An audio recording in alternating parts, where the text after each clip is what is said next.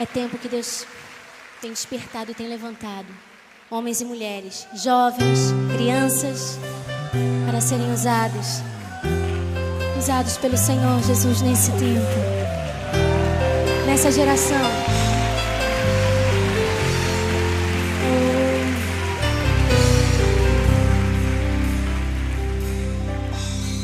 Sonda-me, Senhor, e me conhece.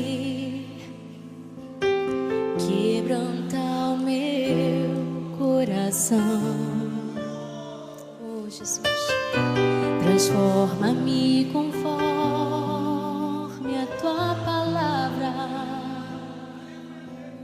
e enche-me até que em mim se ache só a ti. Então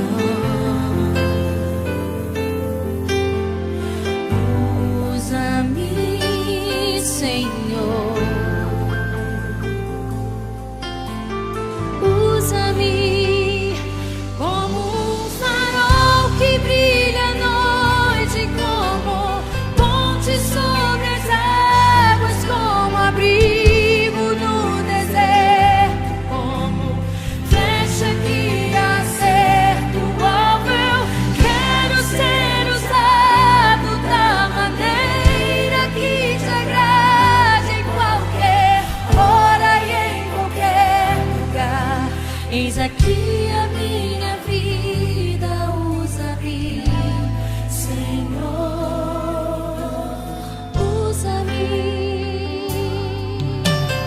Sonda-me, Senhor, e me conhece.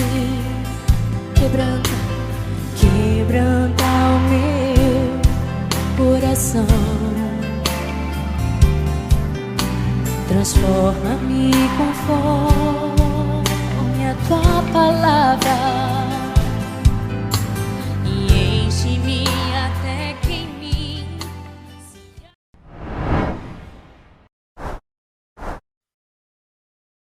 Graça e paz, queridos, boa noite.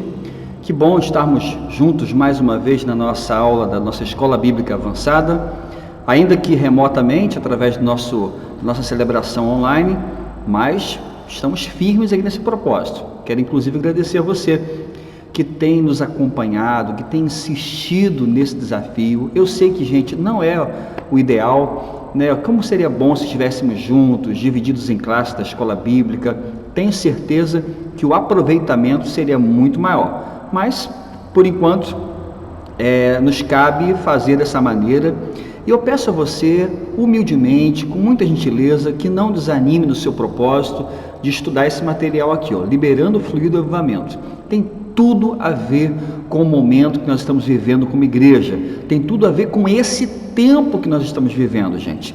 Então, eu sei que conforme vai passando o tempo, as pessoas vão desanimando, vão se cansando, mas eu peço a sua insistência, persista nesse propósito, tá bom? Então vamos continuar na nossa dinâmica da nossa escola bíblica, tá bom? O nosso horário está sendo à noite, tá? Se Deus quiser, muito em breve, havendo aí o afrouxamento, né, das medidas de contenção à pandemia do Covid-19, retornaremos para o presencial sem menor problema, mas vamos por enquanto, né, fazer a nossa parte como igreja para que isso não se multiplique mais, tá bom? Conto com você, conto com a sua participação.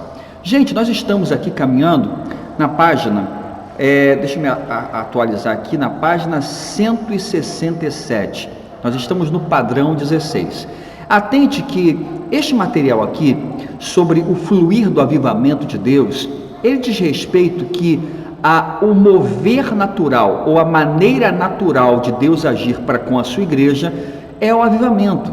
O avivamento não é a exceção. O avivamento não é a coisa extraordinária, não. O avivamento deveria ser para nós, gente, o natural. Infelizmente, nós somos rebeldes, nós somos desobedientes, parece que nós não aprendemos com tempos de bonança, parece que a gente tem uma capacidade maior de aprendizado na tempestade. Então, aqui nesse texto, nesse material, nós aprendemos até agora que a maneira natural de Deus agir para com a sua igreja é o avivamento. Esse é o ideal de Deus, é como Deus gostaria que toda e qualquer igreja fosse, uma igreja avivada, uma igreja cheia do Espírito Santo, uma igreja comprometida, uma igreja engajada na missão, uma igreja que não esmorece, uma igreja que não desanima, uma igreja que não marca passo, mas uma igreja que marcha triunfante para a vitória final. Então, nós percebemos aqui nesse material que, se esse é o mover natural, por que não está fluindo? Por que esse avivamento não está sendo sentido na nossa igreja, na igreja de Jesus nesse tempo? Ele vai começar a falar então sobre as barreiras que nós colocamos, barreiras que nós permitimos que entrassem na vida da igreja e tem atrapalhado e tem comprometido a maneira como nós testemunhamos do Evangelho de Jesus. Então, nós estamos estudando aqui nesse material, uma a uma, das barreiras que nos atrapalham nessa direção. Na aula passada, com o nosso querido irmão Paulo, ele nos trouxe aí um apanhado da palavra, nos trouxe um direcionamento sobre padrões que atrapalham muito o avivamento bíblico para a igreja. Falou inclusive sobre a nossa falta de comprometimento com os dízimos, com as ofertas, que é um assunto muito importante, e eu inclusive peço a sua atenção, a sua gentileza, para que você continue cooperando, continue sendo bênção na vida da sua igreja, para que ela possa continuar testemunhando e fazendo a sua obra, tá bom? Nós temos percebido um decréscimo no mês de março, tivemos aí um mês bem difícil, tá bom? Bem difícil, e ao mesmo tempo nós sentimos do Senhor a direção de avançar, irmãos. Nós queremos continuar trabalhando, queremos continuar avançando, queremos continuar na missão, lá no nosso projeto Monte Belo, queremos iniciar a obra, irmãos. Eu não sei como, eu não sei de que maneira, mas o Senhor há de prover e vamos avançar nessa direção também, tá bom? Então peço que você ore por isso com muito carinho nesse assunto. Hoje vamos falar sobre o padrão 16, padrão 16, página 167. Vai falar o seguinte, o título é Nos Bons Velhos Tempos. Nos Bons Velhos Tempos. Esse material aqui, interessante, aqui vai um ponto positivo para a nossa igreja, uma coisa do qual eu tenho grande alegria, grande contentamento em compartilhar com você, que aqui nesse material vai falar sobre o sentimento de comparação que algumas igrejas fazem com o ministério do atual pastor para com o ministério do pastor antecessor. Na nossa igreja, irmãos, nós não temos ainda essa dificuldade, tá? Os irmãos sabem que eu sou pastor dessa igreja desde o nascimento dela, tá? Eu ajudei essa igreja a plantar essa igreja, fui plantador dessa igreja quando não havia prédio, quando não havia pessoas, quando não havia perspectivas nenhuma, o Senhor já nos direcionou para esse lugar, tá? Mas poderia ser a história de uma igreja onde teria um pastor anterior, que fez um ministério, e certamente um excelente ministério, e aí entra outro pastor e é outra realidade, tá? Então, como nós não temos como comparar essa realidade, porque na nossa igreja nós não temos essa experiência, eu queria que você se atentasse para uma outra possibilidade. Os bons velhos tempos que nós vivemos, nossa igreja viveu. Porque hoje, quando a gente interpreta vê o dia de hoje, o que nós enxergamos, gente? Problemas, dificuldades, descontentamento de muita gente, a apatia espiritual tomando conta de alguns corações, gente que se afastou da igreja por conta da pandemia, gente que não retornou, tá? E aí alguns começam a ter um saudosismo, dizendo assim, espero que venha a vacina, que venha logo essa cura, em nome de Jesus, para nós voltarmos aos bons velhos tempos, Ah, lá atrás era muito bom, né, gente? Naquela época, quando não tinha isso, nós podíamos nos abraçar, nós podíamos ter aquele culto gostoso, cheio de calor humano. Como era boa aquela época. Querido, deixa eu falar uma coisa para você muito séria, muito importante. Aquela boa e velha época, ela não voltará mais. Ah, pastor, o senhor está dizendo então que mesmo depois da vacina, a gente não vai poder se abraçar, não vai ter mais aquele calor humano? Não, não estou dizendo isso. Mas eu estou dizendo que aquele velho tempo não volta mais. Não vai voltar. Nós estamos prestes a receber um novo mundo. Nós vamos receber uma nova realidade. Já estamos vivendo, gente, uma nova realidade. Atente para o fato que eu estou dando essa aula hoje aqui na igreja para você e você está na sua casa. Olha como que é um novo tempo. Eu tenho hoje pessoas que nos seguem, pessoas que nos acompanham, inclusive quero deixar um beijo carinhoso para você que nos acompanha, que às vezes nem visitou a igreja ainda, nem me conhece pessoalmente, mas são fiéis, acompanham as nossas celebrações, torcem pela igreja, vibram pela igreja, se identificam como membros dessa igreja e nem vieram aqui presencialmente. Eu nem os conheço ainda. Veja como o tempo é outro, gente. Veja como o tempo é outro, tá? Mas vai passar essa época agora para a gente voltar para aquele velho padrão, né? Aquele velho padrão que, tem que chamar o pastor na casa para fazer aquela visita, aquele cafezinho, aquele bolinho gostoso, tá? Essa época, em nome de Jesus, tem que voltar, por favor, gente, tá? Essa época tem que voltar para mim, tá? Eu estou orando por isso.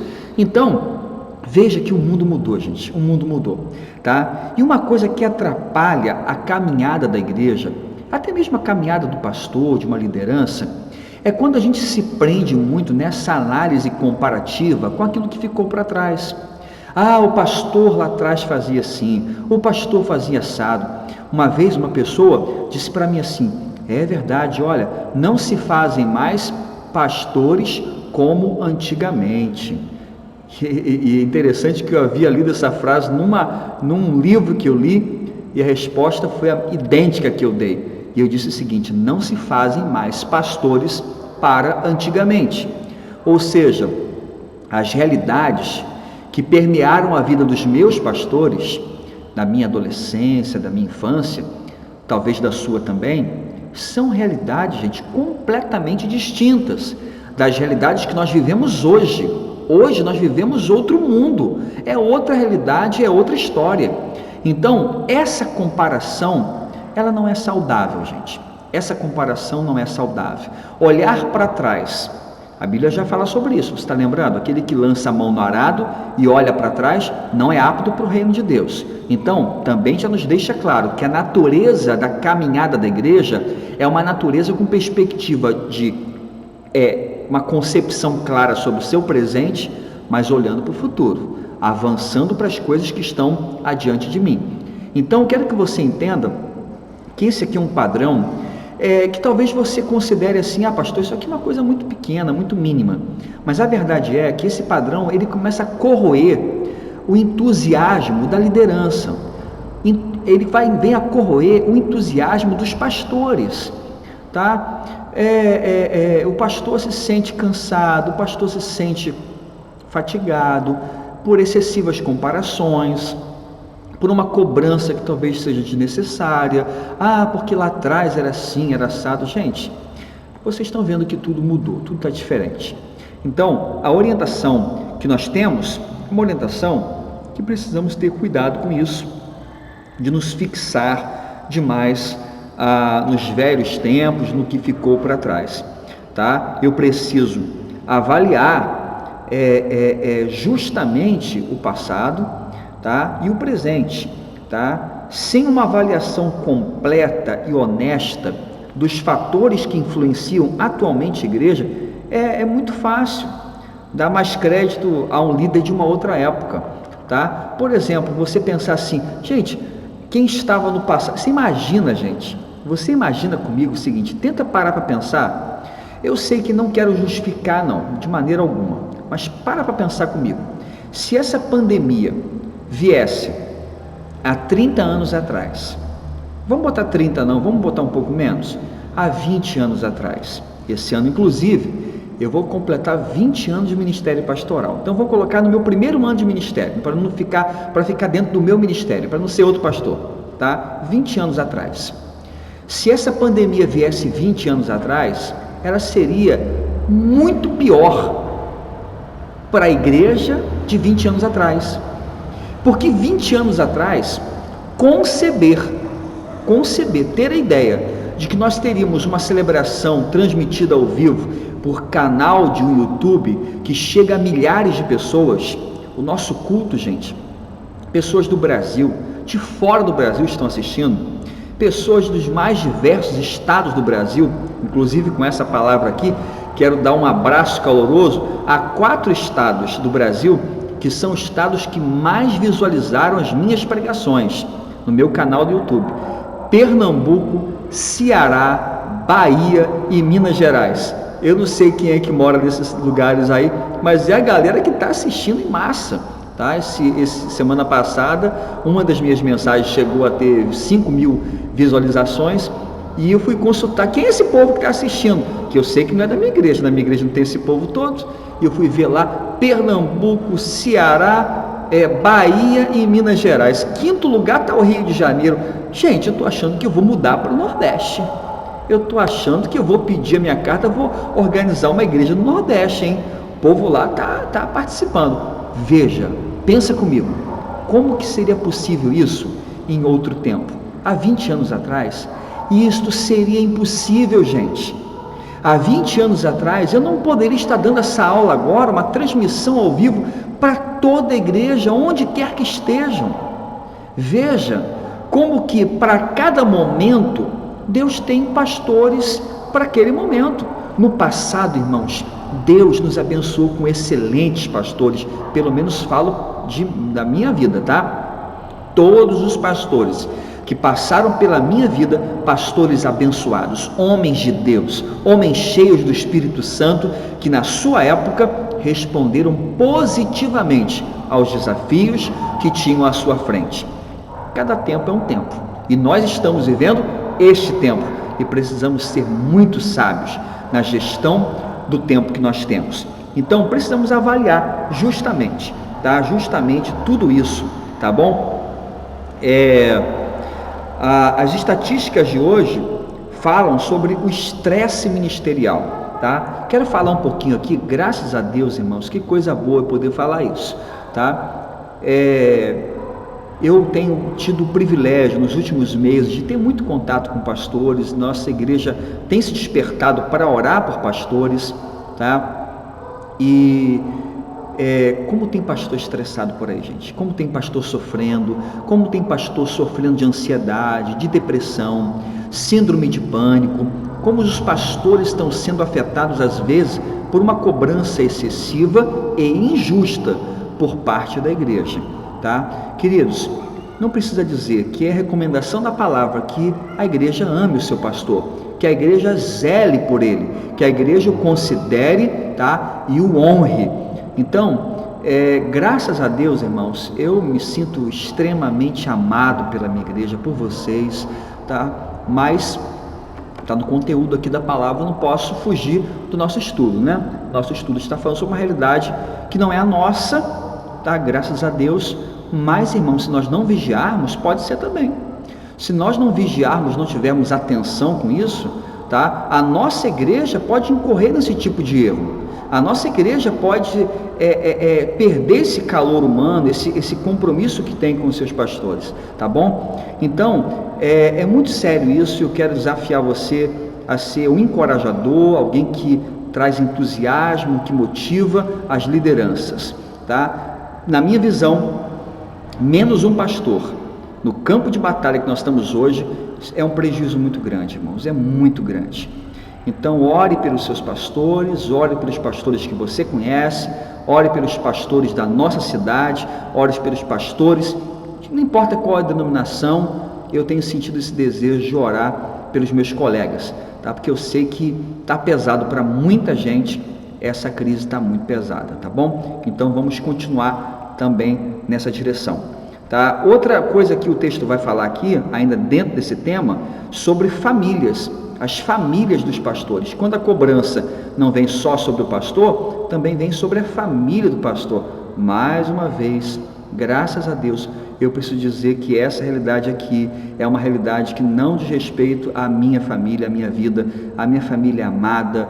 Vocês são super carinhosos com a minha esposa, com meu filho, então, nem se fala nisso, tá? Mas é algo que acontece muito por aí, tá? E fala como que isso também traz descontentamento, tira a motivação do líder, e muitos pastores estão aí desistindo do seu ministério por conta de tais atos, tá? Por conta disso tudo que acontece. A igreja acaba desenvolvendo uma atmosfera muito crítica, tá? E gente, eu sei que, né, os pastores, eu sou uma pessoa que tenho muitos erros, eu tenho as minhas falhas, tenho, né, as minhas limitações, reconheço isso, nunca ocultei, muito pelo contrário, sempre gostei de deixar muito claro aqui no púlpito da igreja quem eu sou, as minhas falhas, sou limitado, até porque eu entendo que igreja não é um lugar onde o pastor ele se posiciona num local de superioridade. O pastor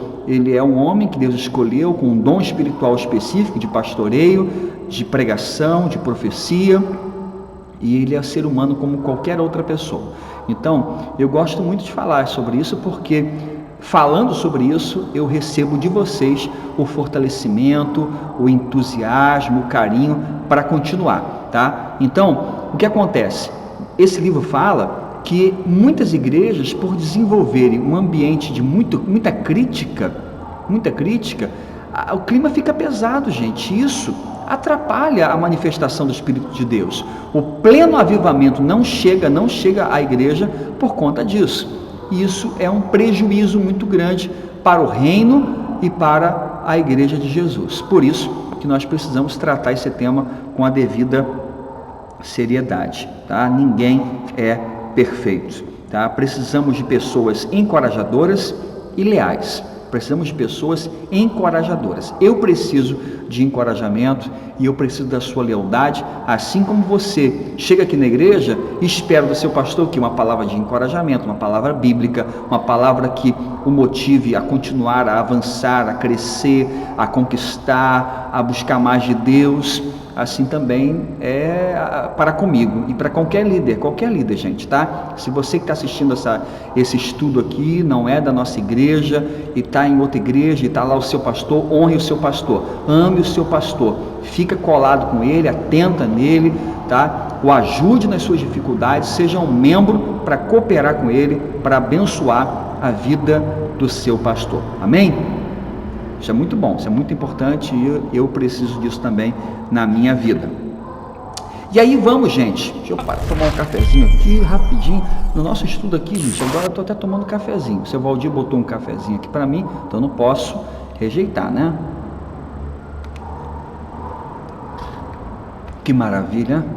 Classe da EBD, pastor... É a EBD, gente, hoje não é o culto, tá? O culto foi de manhã, transmissão ao vivo às 11 horas. Tá? Enquanto o decreto continua o mesmo, se mudar, a gente vai ajustar, tá? Então estamos na nossa escola bíblica, um ambiente mais informal. Então eu posso tomar um cafezinho? Pode, né?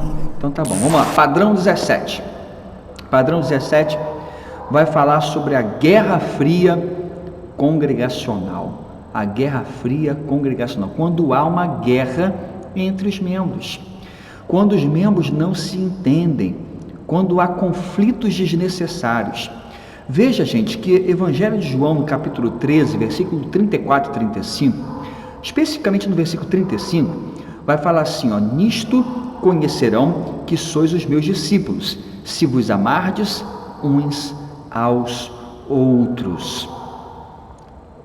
Veja, qual é a marca distintiva de um discípulo de Jesus? Não são os dons espirituais, não são as manifestações de poder, mas a demonstração de amor. Evangelho de João, no capítulo 17, versículo 21, vai falar mais ou menos assim: eu nele, tu em mim, para que o mundo creia que tu me enviaste. Para que o mundo creia que tu me enviaste. Tá? O mundo vai crer quando nós agirmos em amor. O mundo vai crer que Jesus veio e é o Filho de Deus quando nós amarmos o nosso próximo, especialmente aos domésticos da fé, especialmente aos da própria casa. Eu preciso honrar e eu preciso também amar de todo o meu coração. Uma estatística aqui que é muito triste, diz que 70% de todas as igrejas estão numa grande briga, agora mesmo, ou pronta, ou acabando uma, ou pronta para começar outra briga. Gente, que estatística terrível! 70% das igrejas estão vivendo situações de conflito interno. Igrejas que perdem tanto tempo disputando questões internas que não conseguem cumprir a missão de Jesus, que não conseguem realizar a tarefa pelo qual foi chamada, gente. Veja que uma igreja assim, ela está perdendo seu tempo. Uma igreja que ela dedica tempo a conflitos internos, ao invés de ser sal, ao invés de ser luz, ao invés de ser bálsamo para o seu próximo, ela perde tempo, perde entusiasmo, ela está queimando energia aqui dentro, disputando, tendo conflitos. Gente, isso é uma terrível estatística e algo muito desnecessário, tá? Muito desnecessário. Ah, pastor, mas isso acontece no meio da igreja? Claro que acontece, né? Eu, como pastor dessa igreja aqui desde o início, já vi aqui dentro inúmeros conflitos, já tivemos momentos aqui na nossa igreja, irmãos, realmente muito tristes, momentos de disputas internas, de disputas de ego, pessoas que se achavam donos da igreja, senhores da igreja, não compreendendo que só existe um Senhor da igreja, que é Jesus, e todos nós somos servos. E momentos tristes, momentos que eu confesso para você que não dava alegria de vir ao culto, não dava alegria de vir a uma celebração, uma reunião administrativa, porque era briga, eram conflitos. Mas graças a Deus, irmãos, com sabedoria, com discernimento espiritual e com persistência, nós vencemos todos esses conflitos. E nós vivemos hoje um tempo que é um tempo de paz, é um tempo de alegria, é um tempo de harmonia. Mas, pastor, será que não tem ainda? Acontece? Claro que acontece, gente. Claro que acontece. Claro que se você bobear, o nosso inimigo adversário, ele vem, vai semear um conflitozinho aqui, um probleminha lá, e a gente tem que ter esse discernimento, gente, tem que ter prudência, tem que ter cuidado. Só tem uma pessoa muito interessada em ver a igreja perdendo tempo em conflitos internos, que você sabe muito bem quem é, eu não preciso nem falar, tá bom? Então, é a nossa vigilância, gente. É a nossa vigilância. Lembra que nós começamos a estudar aqui no início desse material? Viu o seu irmão em pecado, o que você faz? Você precisa ir nesse irmão. Você vai lá, conversa com ele, tenta ganhar ele para Jesus, tenta reparar, tenta estender a mão para ele, tá? Não deixa isso ficar, irmãos, não deixa isso prosperar, não deixa isso crescer. Não tem necessidade de deixar isso crescer. Se você está vendo alguma coisa errada na igreja, procura o pastor, conversa com ele. Gente, eu sou acessível a qualquer um, vem cá, marca aqui na igreja, vai no gabinete, marca na sua casa, qualquer pessoa, gente, não tem isso.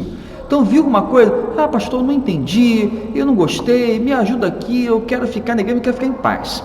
Então, irmão, só a paz depende também dos dois lados, né? Então você precisa também fazer a sua parte. Conversa, vamos lá, vamos tentar resolver, vamos tentar entrar num acordo aqui, vamos tentar pacificar esse problema, tá? Eu acho que isso é muito sábio, há muita sabedoria quando nós fazemos isso, tá? É incrível como barreiras ignoradas entre membros criam uma atmosfera de tensão e frieza na igreja toda, tá? Quando a igreja ignora isso, gente, quando uma igreja não trata isso, é muito ruim, é muito ruim. Olha, uma coisa que eu amo na nossa igreja, gente, uma coisa que eu amo na nossa igreja, e eu sei que vocês estão se contendo por causa dos protocolos de saúde, né? Mas a nossa igreja é uma igreja calorosa, uma igreja carinhosa, gente, muito carinhosa. Tá? Isso faz a diferença, gente. Isso faz toda a diferença. Para a pessoa que chega aqui e sente esse calor humano, essa alegria, esse entusiasmo, gente, isso é maravilhoso. Eu falo, para mim como pastor, eu gosto, eu sinto falta, dificilmente eu serei membro de uma igreja fria, de uma igreja que trata com desdém o próximo. Eu não vou conseguir ser membro de uma igreja assim. Por isso que desde o início da nossa igreja, quando a igreja tinha 5 pessoas só, nós semeávamos na vida da igreja essa visão. Eu semeava a visão com 5 pessoas. Gente, vamos lá hoje, nesse culto de domingo à noite com 5 pessoas. Olha como a igreja está cheia, tem 5 pessoas. Então você sai do seu lugar e vai lá e cumprimenta seu irmão. Eles olhavam para mim e disseram, pastor, nós já cumprimentamos todo mundo, só tem 5. Eu sei, gente. Eu falava, eu sei que vocês fizeram. Mas o que nós estamos fazendo agora é um treinamento para o futuro. Nós estamos semeando algo que será o futuro da nossa igreja. E hoje nós vivemos esse futuro. E eu quero continuar, quero insistir. Então, enquanto a gente puder, né, o pessoal vai lá, cumprimenta.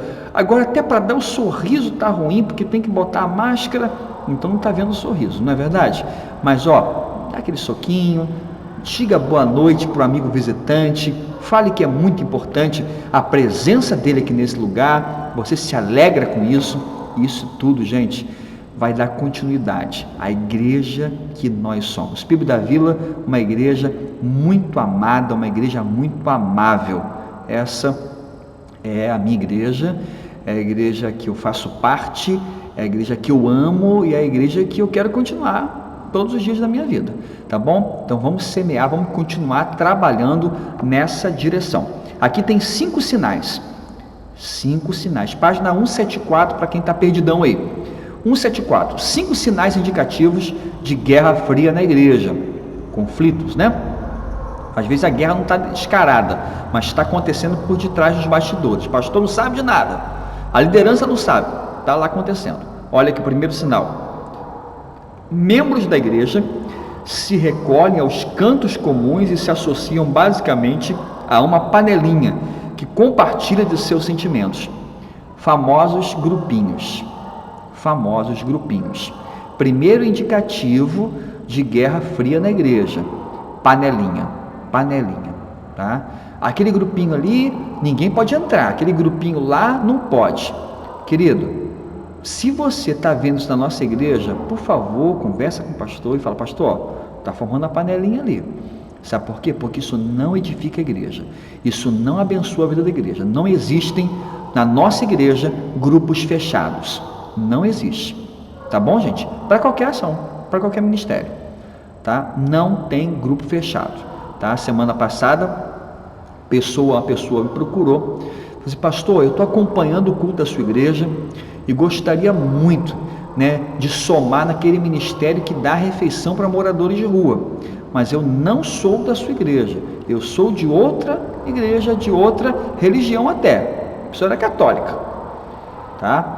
Posso participar? Num projeto social, é claro que pode participar, né? Se fosse um projeto em um ministério de dentro, um ministério de culto, um ministério de discipulado, é claro que não poderia por a pessoa ser de uma outra religião, tá? Mas em projetos sociais, nós entendemos que para servir ao próximo, nós não perguntamos a religião de ninguém, tá? Então, nós temos esse princípio.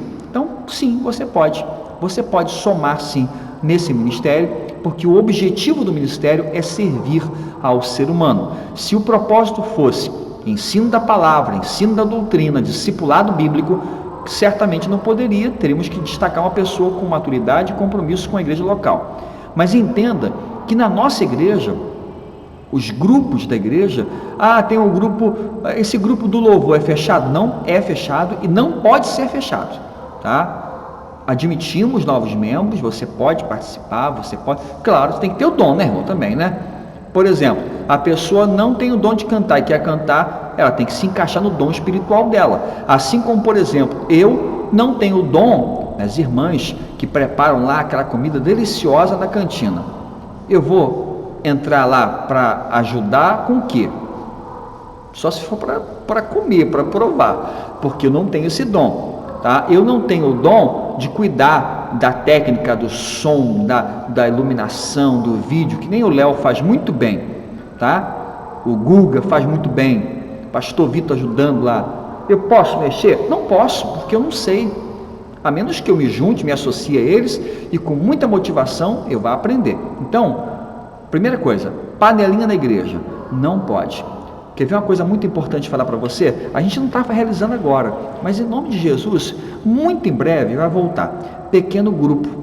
Pequeno grupo, gente, tem um perigo muito grande de virar panelinha. É quando o pequeno grupo perde a visão do crescimento. É quando o pequeno grupo perde a visão de que ele existe para ganhar mais um para Jesus. E começa a ficar aquele grupo familiar, aquele grupo de amigos.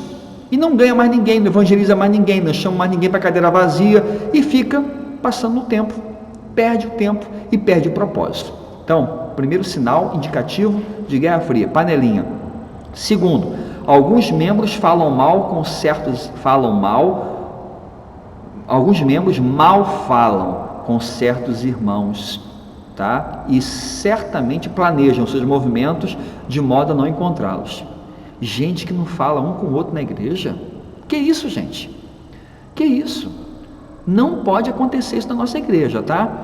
Então, se você sabe de alguém que está, pastor, estou sabendo que fulano brigou com fulano, foi jogar bola lá em Monte Belo e deu uma canelada nele e ficou chateado. Então, tem que resolver isso, tá? Você vai lá, pede perdão a ele, fala que não foi intencional, que foi do momento, pede perdão, conserta, mas nada disso, de ficar um subindo pela rampa, o outro pela escada para desviar um do caminho do outro. Isso não pode acontecer no meio da igreja de Jesus, tá? Terceiro, alguns membros tratam o pastor, staff ou outros membros com indiferença, tá? Tratar a liderança com indiferença, tratar o pastor com indiferença, tratar os pastores da igreja com indiferença, tratar a liderança da igreja com indiferença. Querido, preste atenção. Quando o pastor nomeia alguém para uma liderança na igreja, significa que o pastor depositou confiança nessa pessoa. Então, quando essa pessoa está realizando o ministério dela, significa que ela está fazendo debaixo da minha autoridade. Significa que eu reconheço que eu não posso dar conta disso sozinho, gente. Eu não tenho como dar conta disso. Eu preciso da ajuda dessa pessoa. Por isso que ela está lá, representando o pastor, tá? Então, nós não admitimos isso também. Esse tipo de comportamento não ajuda em absolutamente nada na vida da igreja. Quarto, alguns membros acham difícil dizer alguma coisa positiva sobre certas pessoas ou programações da igreja. Gente que nunca elogia, gente que nunca está bom, gente que sempre tem algo ruim para ver. Gente, eu falo para vocês, o que nossos irmãos da igreja têm feito aqui toda semana, eu até brinco com eles, gente, a gente vem para cá, nossa igreja não tem muitos recursos, essa parte técnica de internet, transmissão, computador, tudo isso, nós não temos investimento pesado nessas tecnologias. Então eu falo para eles, gente, vocês estão tirando água de pedra, não estão tirando Coca-Cola de pedra, porque, gente, é um milagre, toda semana aqui Deus tem realizado um milagre. Está acontecendo, estamos alcançando pessoas, vidas têm sido impactadas toda semana. Para sua informação, toda semana, de 4 a 5 pessoas novas são cadastradas na nossa linha de transmissão, pessoas novas chegando para a igreja, vindo a uma celebração presencial, conhecendo a igreja, gente que já estava no online, agora veio para o presencial, gente que vem agradecido, feliz, elogiando, e às vezes quem está na casa nunca tem uma coisa positiva para falar, sempre reclamando, sempre murmurando. Isso aí, gente, é ruim, isso é ruim, tá? Então, pastor, mas não pode falar mal? Claro que pode, gente, é claro que pode, eu não estou falando isso, eu estou falando de gente que só vê coisa ruim, tá? É claro que você tem que olhar, pastor, vi um negócio ali, não achei bom, é uma crítica construtiva, é alguém que quer somar, é alguém que viu algo que pode ser melhorado. A esse tipo de comentário, perfeito, ok, tá? Vamos lá. Quinto sinal de indicativo de guerra fria na igreja, né? Os membros se tornam reticentes e cessam de compartilhar cargas e pedidos de oração. Não há confiança, há desconfiança, sabe? Os momentos de oração se tornam momentos informais, formais demais. se tornam momentos impessoais, porque ninguém abre o coração para o outro, sabe? Não há um sentimento de confiança, não há mutualidade. E, gente, isso é terrível na vida de uma igreja, porque a igreja tem que ser um ambiente de confiança. Aqui tem que ser um ambiente confiável, onde a pessoa que chega aqui sabe, poxa, eu sei que vou colocar aqui meu pedido de oração, vão orar por mim e vão abençoar a minha vida e não vão ficar aí falando mal ou fofocando sobre algum comentário que eu fiz, tá? Então isso é algo que entristece o Espírito de Deus. Esses 5 padrões que eu falei aqui, 5 sinais, entristecem o coração de Deus. O Senhor não se agrada disso, tá? Gente, esse tipo de comportamento frio não é uma opção.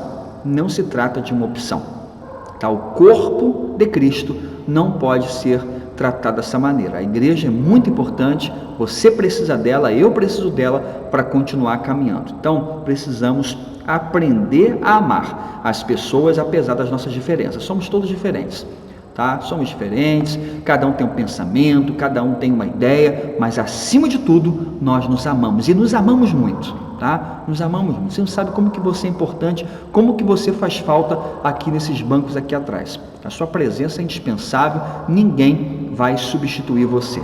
Então, precisamos aprender a amar as pessoas. 1 Coríntios capítulo 14, versículo 1, fala assim: sigam o caminho do amor. Esse é o melhor caminho da igreja, gente. Amar. É o melhor investimento que a igreja faz na sua história, é o compromisso em amar pessoas, em cuidar de pessoas. Não é em vão que o lema da nossa camisa lá, não é isso? Amar, cuidar e servir. A igreja existe para isso, gente. A igreja existe para cumprir essa tríade: amar, cuidar e servir. Se nós não amamos nosso próximo, se nós não amamos nossa igreja, se você não ama a sua liderança, se você não ama seu pastor, irmão, está perdendo seu tempo aqui. Você está perdendo seu tempo aqui. É muito importante que você assim o faça. Nós devemos aprender a amar assim mesmo, né? Mesmo que haja diferenças. Temos que decidir amar durante tempos de conflito, ofensas ou tensão. Afinal, o Cristo que vive em nós, olha que coisa linda esse texto está falando aqui na página 177. Olha só que coisa bacana, gente. Olha, temos que decidir amar durante tempos de conflito, ofensas ou tensão. Afinal, o Cristo que vive em nós disse: Pai, perdoa-lhes, enquanto estava sendo literalmente pregado numa cruz. Jesus disse: Pai, perdoa-lhes. E o que eles estavam fazendo? Crucificando Jesus. Veja que é justamente para momentos assim que nós devemos aprender a amar. Para momentos de dificuldade. Amar na bonança é moleza, gente. É moleza, tá? Por isso que eu glorifico a Deus pela sua vida. Você que está acompanhando essa igreja, você que está caminhando com a gente, que não abriu mão, eu glorifico a Deus pela sua vida. Sabe por quê? Porque nós estamos passando pela prova juntos e você está demonstrando o seu amor pela igreja. Você está deixando muito claro como que você ama a sua igreja, não abrindo mão dela, torcendo por ela, orando por ela, estando junto com ela. Amém? Que coisa maravilhosa, gente. Que palavra abençoada, tá? Tome iniciativa. Tome iniciativa. Tem alguma coisa quebrada? Tem um relacionamento que precisa ser restaurado?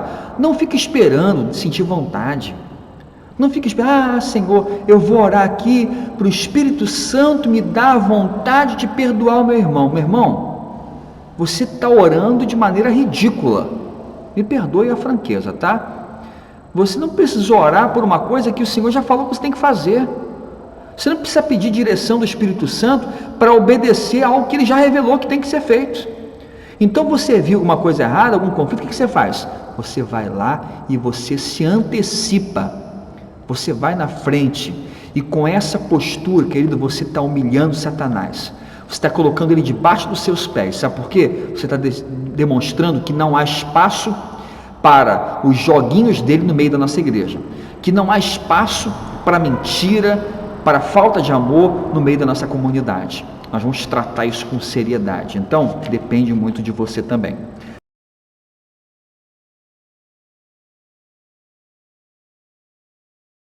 Então agora vamos para o padrão 18, página 181. página 181, que fala assim, ó, críticos hipersensíveis, estourados e juízes, mais santos do que outros, tá? Em muitas igrejas há uma minoria de membros cuja atitude hipercrítica de julgamento deixa todos nervosos. Gente crítica demais, gente que julga, gente que se sente juiz, sabe? Gente que acha que pode julgar o seu próximo. Ah, porque eu tenho, pastor, eu tenho aqui 20, 30 anos de ministério, então eu posso falar. Irmão, você talvez tenha até autoridade para falar, mas saiba como falar. A Bíblia fala que a palavra branda desvia o furor, mas a palavra dura suscita a ira. O seu tempo de igreja, a sua sabedoria não é uma condição ou uma pré-condição para você humilhar o seu próximo, para você julgar o seu próximo. A Bíblia fala assim: aquele que está em pé, cuide para que não caia. Então, querido, quem somos nós, irmãos, para julgar o nosso próximo? Quem é você, quem sou eu para julgar uma pessoa? Eu não sei o dia de amanhã. Quem sabe amanhã não seja eu incorrendo nesse erro. Quem sabe amanhã não vai ser eu que vou precisar da sua misericórdia, do seu perdão. Por isso que a gente quer muito claro quando a Bíblia fala assim, na oração do Pai Nosso: perdoa as nossas ofensas, assim como nós temos perdoado aqueles que nos têm ofendido. Ou seja, o perdão que vem de Deus, do céu para mim, ele é condicional, depende da maneira que eu perdoo aquele que me ofende. E você veja então que não há espaço para na igreja de Jesus alguém se sentir juiz, dono da razão, senhor da razão, que sabe tudo, que manda em tudo. Querido, isso é um padrão de comportamento que atrapalha o mover do Espírito Santo. Crítica pode ser uma boa crítica. Crítica pode ser uma boa crítica. Pode ser positiva, pode ser construtiva e pode ser até necessária, tá? Mas aprenda como falar, saiba como falar, seja educado, seja uma pessoa mansa, seja sábio. Às vezes uma palavra desconstrói um relacionamento, uma palavra causa um embaraço muito grande, então tenha muito cuidado com a maneira como você fala. Talvez as mais prejudiciais ainda sejam indivíduos que são inclinados a essas palavras com ódio, com furor, gente não tratada pelo Espírito Santo, gente que se orgulha por ser uma pessoa com ímpeto explosivo, acha isso bonito. A Bíblia fala em Provérbios capítulo 29, versículo 11, 20 e 22. Um tolo expande toda a sua ira, mas o sábio a encobre e reprime. Tens visto um homem precipitado em suas palavras? Maior esperança há de um tolo do que dele. O homem iracundo levanta contendas, e o furioso multiplica as transgressões. Gente, então, muita sabedoria com aquilo que nós falamos. Não seja tolo, não seja precipitado no falar. Um falar áspero, cheio de ódio, causa enorme dano às pessoas e apaga a atividade de Deus na igreja. Eu me lembro que em 2008, o Senhor me deu a oportunidade de conhecer a Igreja Batista Central de Fortaleza. Fui eu e minha esposa conhecer a igreja. No hotel, o Espírito Santo me deu uma palavra, uma pregação. Eu preparei a pregação. A nossa igreja na época era uma outra igreja, uma outra realidade, ao qual eu já mencionei aqui. E eu confesso para vocês que quando eu terminei aquela pregação, aquela palavra, eu escrevi, eu tenho o costume de escrever tudo. Eu olhei para aquela mensagem que o Espírito Santo me deu, eu falei: Senhor, que eu nunca pregue essa mensagem. A minha igreja não merece ouvir essa mensagem é dura demais. Que palavra dura. E eu confesso para vocês que durante 5 longos anos, aquela mensagem estava pronta no meu arquivo, no meu computador, prontinha, guardadinha, até que chegou o dia em que eu senti do Espírito Santo que não tinha mais jeito, assim, agora. E eu trouxe a palavra à igreja, a igreja ouviu, a igreja entendeu, e um fato até curioso aconteceu. Quando acabou, gente, essa cabecinha aqui não é brincadeira, isso aqui, sabe, não é só brincadeira não, isso aqui não é osso não, isso aqui tem um cérebro que fica maquinando. Eu preguei a mensagem, mas eu pensei assim, vou pregar de manhã, que vem pouca gente, vou deixar à noite para pregar uma mensagem mais suave. Então eu prego a mensagem da palavra dura de manhã, né? E de noite a palavra boa, então morde a sopra. Eu pensei comigo assim, né? Na minha estratégia, na minha cabeça. Preguei a mensagem de manhã e foi um quebrantamento para a igreja. Foi um quebrantamento para a igreja de tal maneira que a igreja juntou ao final do culto da manhã e falou assim, pastor, por favor, o senhor poderia repetir essa mesma pregação à noite? E aí eu tive que repetir a pregação à noite. E foi uma bênção, irmãos. Aquela palavra se desdobrou em 5 mensagens que preguei, tá, à igreja, e foi algo transformador para nós. Veja que a palavra pode ser até dura, mas às vezes tem um momento certo, a maneira certa de se falar. E é exatamente assim que a gente tem que trabalhar. Você deve pensar bastante sobre isso também na sua caminhada como discípulo de Jesus na igreja. Por quê? Porque uma palavra mal dada pode gerar efeitos devastadores. Página 183, tá? Efeitos devastadores. Existem pessoas, hoje, gente, existe uma estatística que diz que existe uma igreja, o número que você imagina que tem de crente, de evangélico, do lado de fora tem um número maior de pessoas que já foram evangélicos. São chamados os feridos, os decepcionados com a igreja e os desigrejados, os que não se enquadram na igreja. Ou seja, gente que foi ferida, gente que foi machucada, gente que não se adequou, não se sentiu em casa na casa do Senhor. Então veja que às vezes é uma palavra mal dada pode tirar uma pessoa do caminho da salvação. Às vezes a gente pensa que não, mas às vezes um julgamento, uma crítica desnecessária, uma palavra sem aquela coisa gostosa, sem aquela palavra temperada com sal, aquela palavra no momento certo, na hora certa, ela abençoa. Mas quando a pessoa não age assim, pode atrapalhar muito. E olha, muita gente hoje anda do lado de fora da igreja justamente por não ter recebido uma palavra de encorajamento, uma palavra de amor, e foram julgados, criticados, desnecessário, gente. Isso é desnecessário, tá? Então, Mateus capítulo 18, versículo 6, fala assim, ó, qualquer que escandalizar um desses pequeninos que crê em mim, melhor lhe fora que se pendurasse ao pescoço uma mó de azenha ou uma pedra de moinho e submergisse nas profundezas do mar. Qualquer um que trouxer escândalo a um desses pequeninos, melhor seria que afundasse no meio do mar. Está na palavra, tá? Está na palavra, tratando com seriedade o assunto do escândalo, como nós devemos tratar. Portanto, então, não julgue seu irmão. Não julgue. Gente, sabe por que nós não devemos julgar nosso irmão? Pelo simples motivo que eu e você não somos juízes.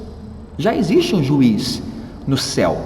Toda vez que você julga o seu irmão, você se coloca na condição de Deus. Eu não posso julgar meu irmão por isso. E outra coisa que eu vou te falar, você sabe por que você deve oferecer o perdão ao seu irmão? Eu já falei que na igreja ensinei isso. Porque talvez amanhã você precise do perdão dele. Entendeu? Por que eu devo perdoar o meu próximo? Não posso julgar. Então por que eu devo perdoar o meu irmão? Porque amanhã talvez eu preciso que ele me perdoe. Porque eu sou humano, gente. Eu sou falho. Eu sou pecador e você também é. Hoje você se decepciona comigo. Amanhã eu me decepciono com você. E aí, o que faremos? Sabe por quê? Porque nada vai mudar a nossa natureza humana. Eu sou humano e você é humano. Eu sou pecador e você é pecador. Continuaremos sendo pecadores até o dia final onde receberemos um novo corpo. Aí sim, não haverá mais pecados. Mas até lá, hein, gente? Até lá, todos nós estamos sujeitos aos erros, às falhas, tá? a uma palavra maldita, uma palavra maldada, no tempo errado. Então precisamos nos colocar em nosso devido lugar, tá? Eu gosto muito dessa palavra, conciliador. Eu creio que para esse tempo que a gente vive hoje, precisamos de pessoas conciliadoras. O mundo carece de gente conciliadora. Gente, você repara que o mundo hoje está em conflito? Você tem percebido que ou você é da direita ou você é da esquerda? Ou você é Bolsonaro ou então você é Lula? Você é contra a vacina ou você é a favor você é a favor ou você é contra? Gente, estamos num mundo polarizado. Eu acredito no seguinte: precisaremos de boas pessoas conciliadoras para fazer com que um e o outro novamente andem juntos. O Brasil só vai para frente, o nosso país, um país abençoado por Deus, só vai para frente quando dermos as mãos, estivermos juntos. Para com essa briga, gente. Tem a sua opinião, eu sou de esquerda, então, amém, graças a Deus pela sua vida, continue assim. No que depender de mim, eu vou lutar até o meu último dia, para que você tenha o direito de ser uma pessoa que pensa dessa maneira. Ah, mas eu sou da direita, eu penso totalmente diferente, meu irmão. Eu vou lutar até o meu último dia, para que você tenha direito a pensar exatamente dessa maneira. Agora, você não pode querer que um pense igual ao outro. Você não pode obrigar que um pense igual ao outro. Precisamos nos amar. Essa é a missão de Jesus. Essa é a missão da igreja. E eu penso que nós precisaremos de boas pessoas, conciliadoras. Gente que vai restaurar. Que gente para romper, misericórdia, gente. Misericórdia.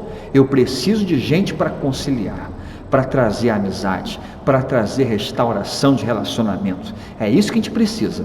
E é esse mundo que eu quero criar, através da minha vida também. Eu quero ser um conciliador.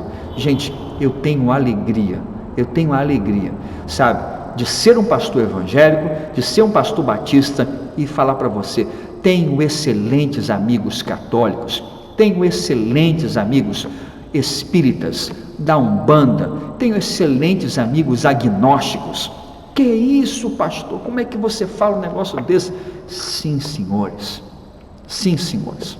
Precisamos de gente que ande promovendo unidade. O meu entendimento que Jesus me ensinou é: eu sou luz, eu não ando em trevas. E quando eu sou luz, sabe o que acontece? Quem está perto de mim vai ser iluminado. E essa luz é o Evangelho de Jesus. Eu não fui chamado para convencer ninguém do pecado, da justiça e do juízo. Quem faz isso é o Espírito Santo. Mas eu sou luz. Eu sou a luz. Talvez eu seja a única Bíblia que essas pessoas leem.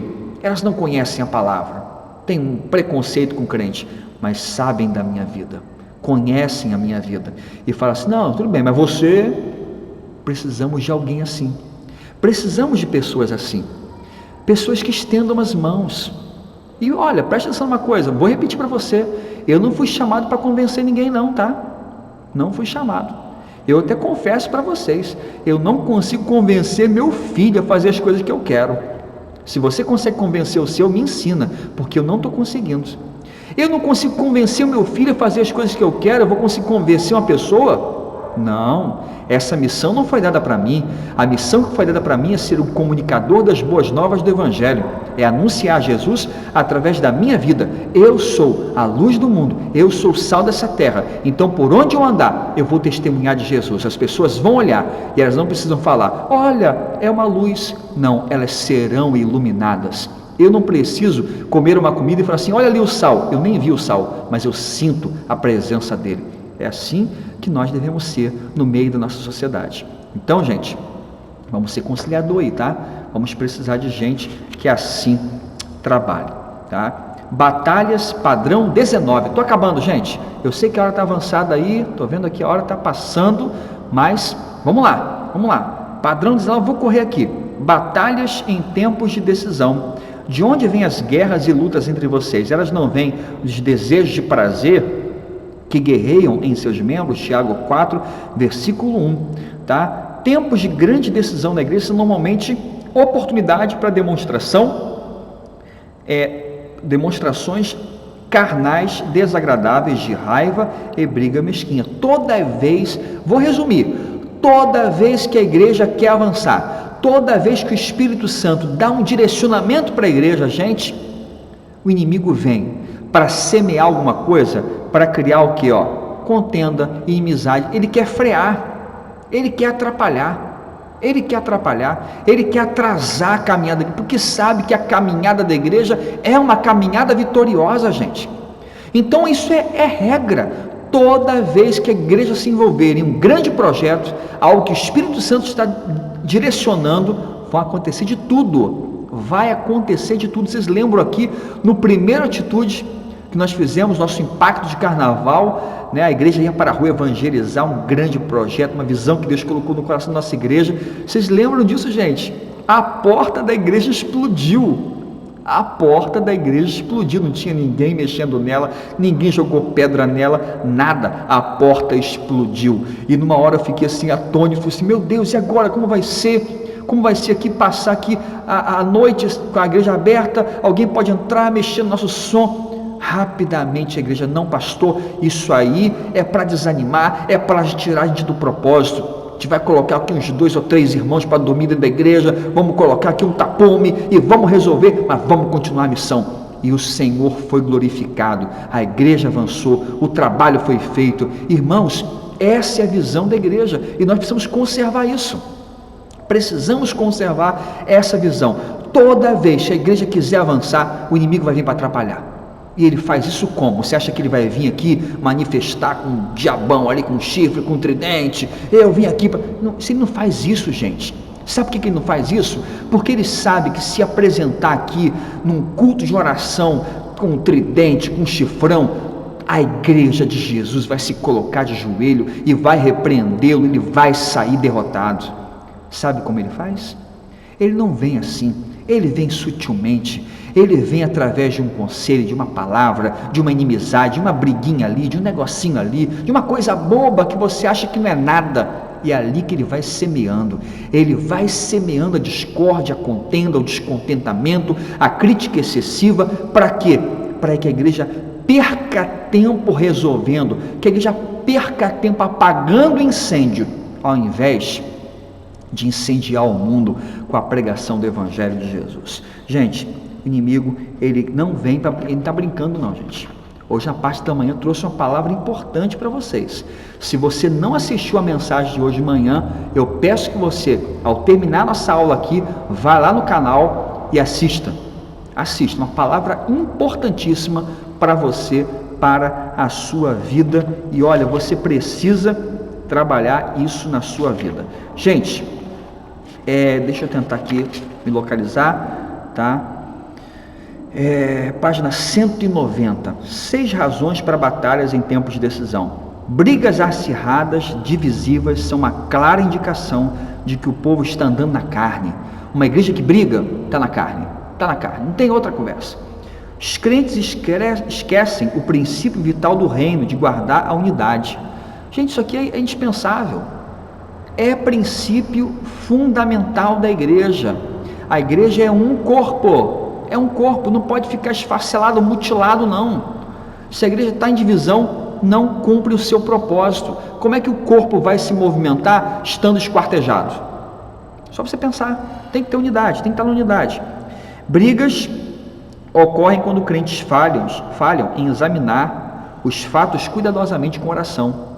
São precipitados, falam sem orar, falam que dá na telha. Eu acho que é isso, e vai lá e fala, solta. Aí depois tem que vir correndo atrás, reparando aquilo que falou errado. Então, antes de falar, tem que orar, pedir a direção do Espírito Santo. É isso mesmo? Senhor, será que é isso mesmo? Será que essa palavra minha procede? Será que eu não estou exagerando?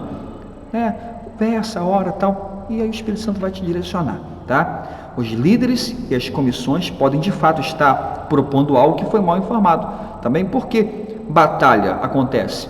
Talvez porque os líderes não tiveram devido à orientação. Os líderes podem errar também. Os líderes também podem errar. Quantas vezes, irmãos, eu voltei atrás em projetos? Vou fazer, vou acontecer, aí chega alguém, pastor, não é a hora, pastor, calma, vai devagar. Quantas vezes, irmãos, eu também já recebi direcionamento. Qual o problema disso? Qual o problema? Até porque se deixar por mim, gente, eu acho que eu sou meio, né, fantástico mundo de Bob, né? Se deixar, eu penso muito, sonho muito. Você não tem noção de terreno que eu já entrei, já orando, Senhor, me dá esse terreno aqui em nome de Jesus e tudo mais. Mas às vezes, alguém chegou, pastor, a visão é boa, mas segura um pouquinho, aguarda, não é o momento certo, né? Vamos esperar resolver isso aqui, assim, essa. É verdade, né? E eu fui abençoado pela orientação de alguém. Então tá vendo que até o pastor erra, tá? Quinto, algumas pessoas amam tanto a controvérsia e a política que transformam as decisões em uma competição de quem consegue fazer prevalecer a vontade. Gente que está muito mais preocupada em fazer prevalecer a sua vontade do que ver a vontade de Deus se estabelecer na vida da igreja. Gente, eu confesso para você, eu tenho inúmeras vontades e sonhos para a nossa igreja, mas às vezes eu não posso fazer, porque não é a minha vontade. A igreja não é minha, a igreja é de Jesus. Assim também você deve pensar, tá? A igreja não é sua, nós somos igreja, mas quem é o dono da igreja? É Jesus, então é a vontade dele que tem que prevalecer para a nossa igreja. A oposição satânica é o maior fator causador de ódio e disputas que rodeiam muitas decisões da igreja. Como já falei anteriormente, a principal oposição é de Satanás. Por isso que nós precisamos estar vigilantes o tempo todo vigiando, tá? Vigiando, porque o nosso adversário anda ao derredor, bramando como leão, buscando quem possa tragar, tá?